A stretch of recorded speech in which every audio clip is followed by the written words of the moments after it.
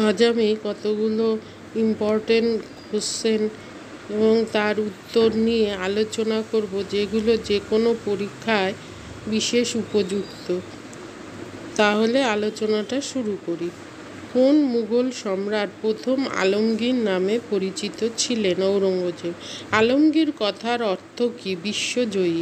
1717 সালে কোন মুঘল সম্রাট ব্রিটিশ ইস্ট ইন্ডিয়া কোম্পানিকে ফরমান প্রদান করেন? ফারুকশিয়ার বাৎসরিক 3000 টাকার বিনিময়ে ইস্ট ইন্ডিয়া কোম্পানিকে বিনা শুল্কে বাণিজ্যিক অধিকার প্রদান করে, যা ফারুকশিয়ার ফরমান নামে পরিচিত।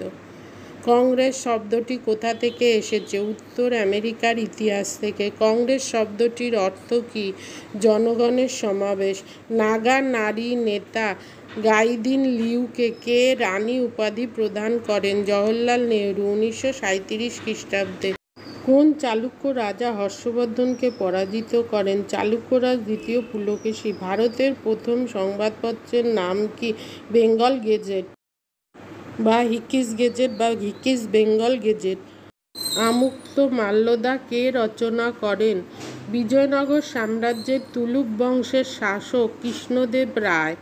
প্রথম বৌদ্ধ সঙ্গীতি কোথায় অনুষ্ঠিত হয়েছিল? রাজগৃহ। সুলতানি আমলে কে হিন্দুস্থানের তোতা পাখি নামে পরিচিত ছিলেন? আমির খসরু। কনিষ্কের রাজধানী কোথায় ছিল? পুরুষপুর। কুমারসম্ভব কার রচনা? মহাকবি কালিদাস। দিল্লি সুলতানের শেষ সুলতান কে ছিলেন? ইব্রাহিম লোদি।